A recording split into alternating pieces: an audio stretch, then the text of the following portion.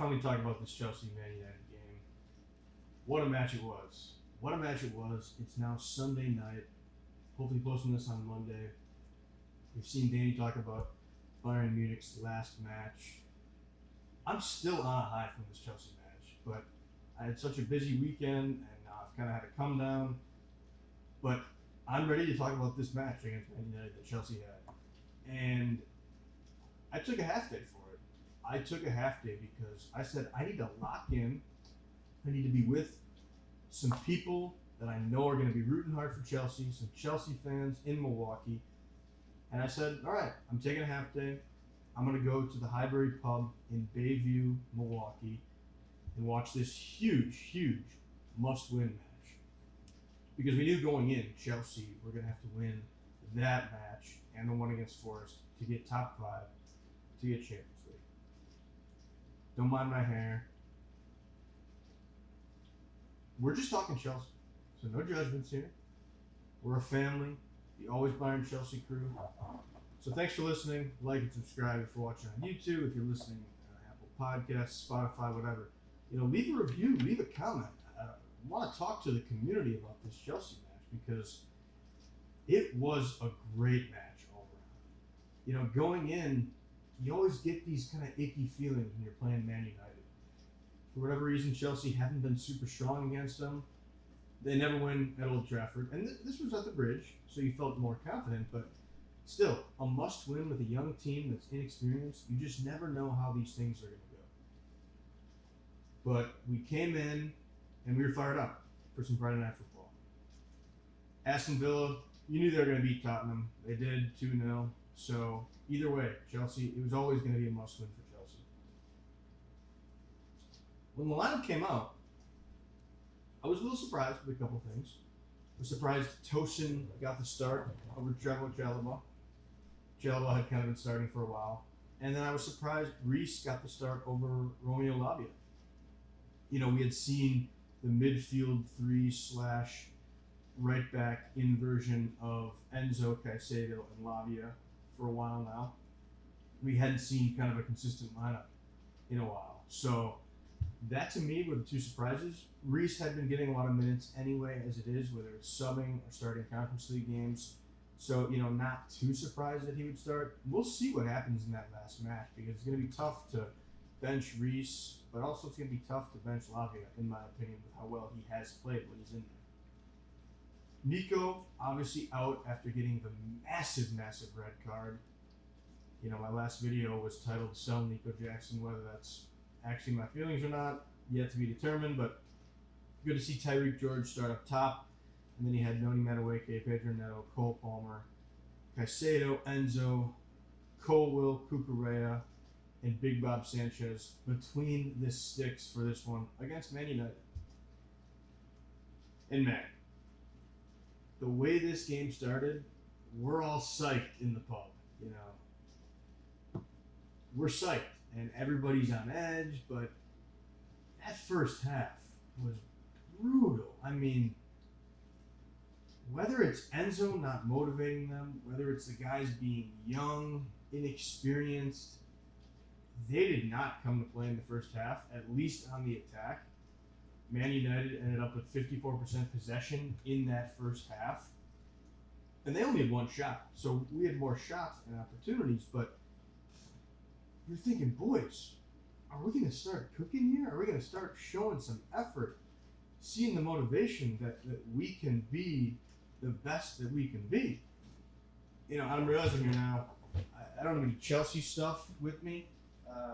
So I'll get a nice little scarf here. My Chelsea Burnley scarf that I got from the match I was at last year.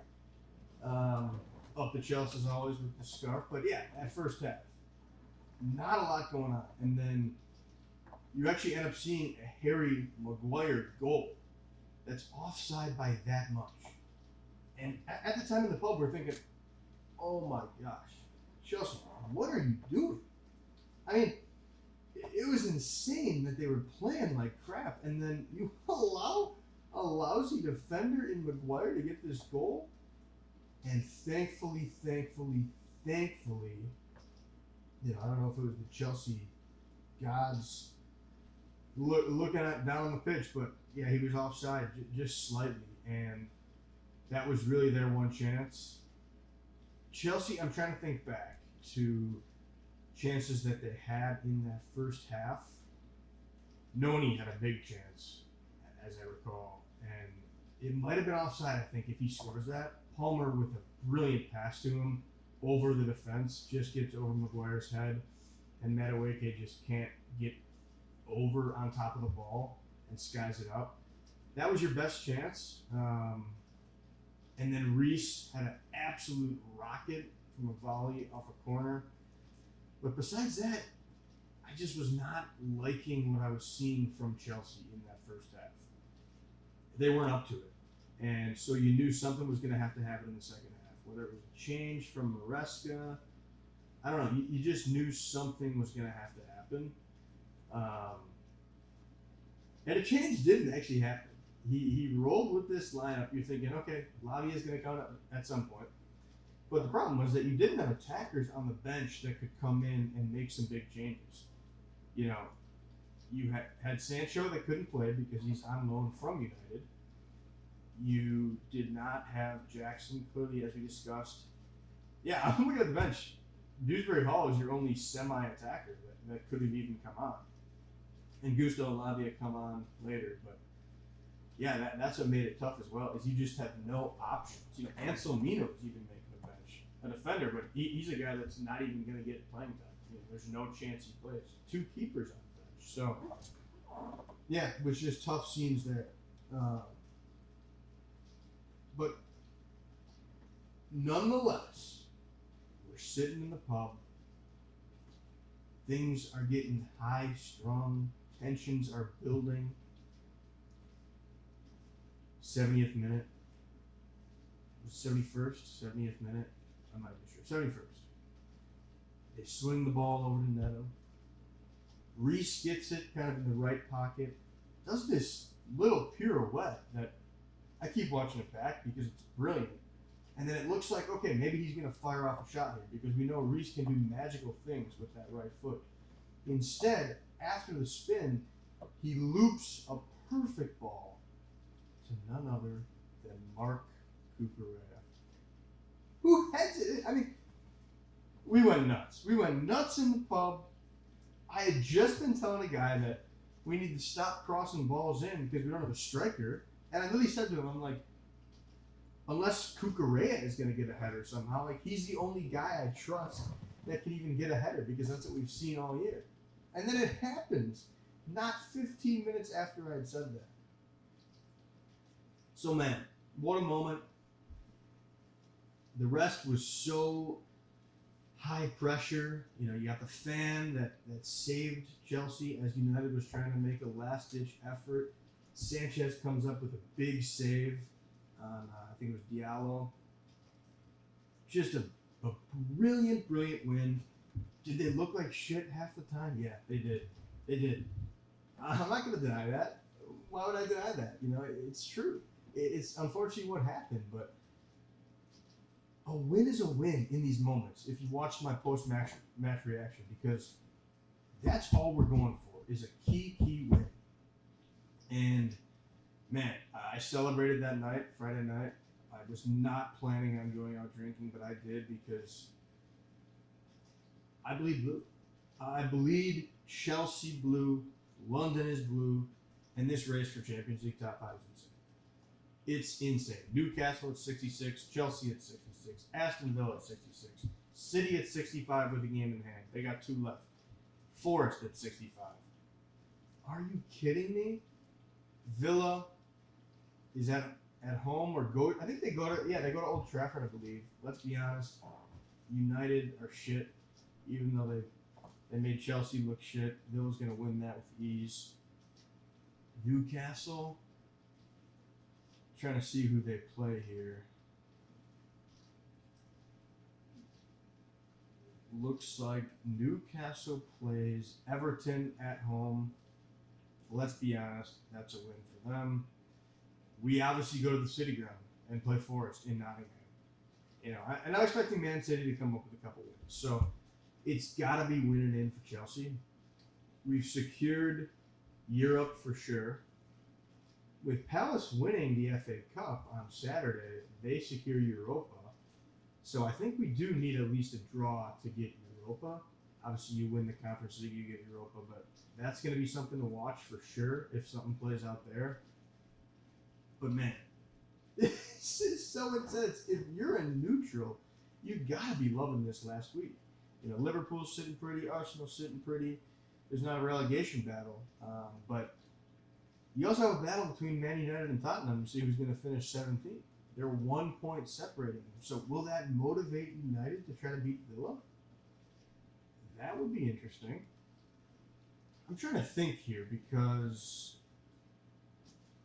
yeah, it's really just us against Villa and Forest. If you assume Man City gets in the top 4 there and wins a match to go 3rd, drops Newcastle to 4th, then it's really us battling too. So hypothetically, let's say Aston Villa draw against United.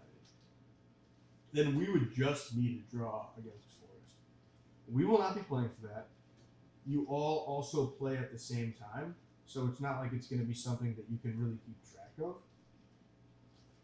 I mean, unless United just go up and are crushing or something, would you then park the bus? In my opinion, you can't even look at that.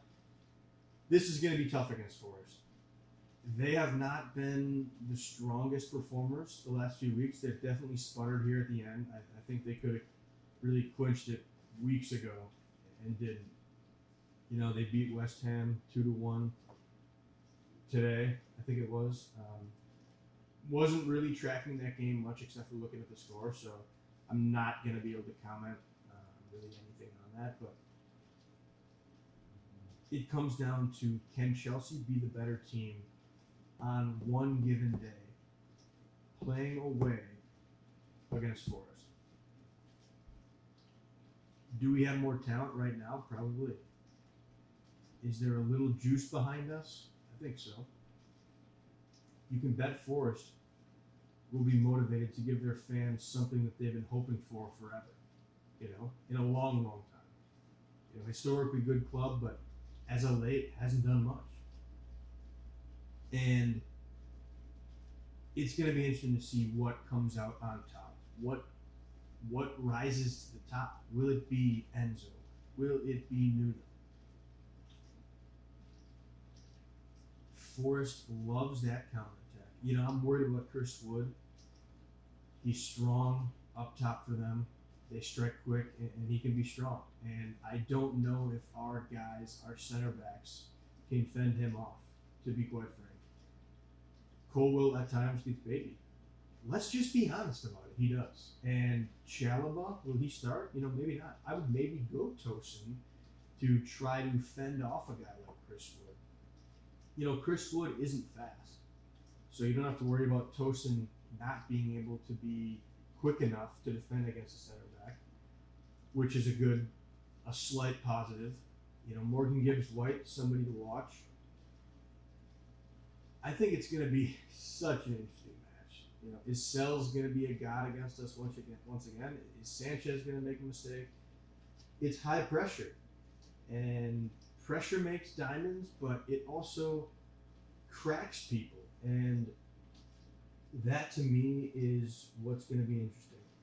Can Chelsea be this young team that make a statement? Because I think if they do, if they go on and beat Forest, show up at the City Ground, knock out Forest, get top 5, and then go and smack Real Betis and win the Conference League, win that trophy.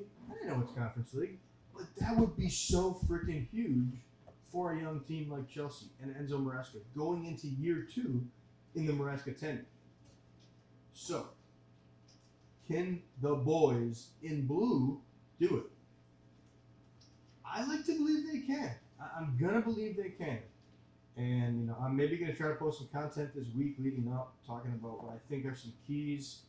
I'm kind of off the cuff here. Haven't really thought too much specifically about what I think Chelsea can do to get this dub. I'll say this. You are going to need Cole Palmer to show up in a big way. In a big way. He's going to have to be his best self. Caicedo will show up. He was phenomenal against United. Enzo needs to be better. Hopefully his eye is better at that point. Lavia, James, whoever starts, they'll need to be superb, sublime. Your defenders will have to be strong. Sanchez, as I mentioned. And then you really need one of the three of Neto, Madueke, George, or Sancho. I'll throw in as a fourth, whoever starts, to show up as well. If one of those guys can provide a little bit of something in this match, I think that will go a long, long way. Noni, you're due. You are due.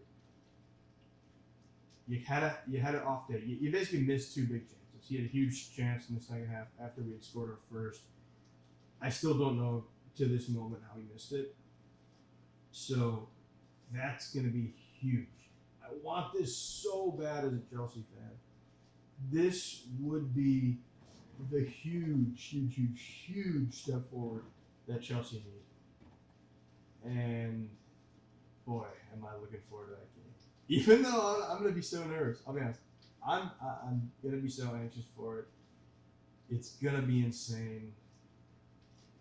This is what it comes down to, and this is why you're a sports fan, because it's the best time. It's the end of the year. We're getting down to the nitty gritty, and I'm excited. I'm pumped. Keep watching our content. Now that Bayern is done and looking on the Club World Cup, hopefully Danny will be locked in on Chelsea as well. So, I think we'll try to watch together on Sunday. Put out some good content. Like, subscribe, comment, leave a review. The whole freaking 9 yards. Up the Chelsea. Mia San Mia. Let's get the dub against Forest. Come on, baby. Let's do it. Go get Champions League. Up the Chelsea. Up the Chelsea.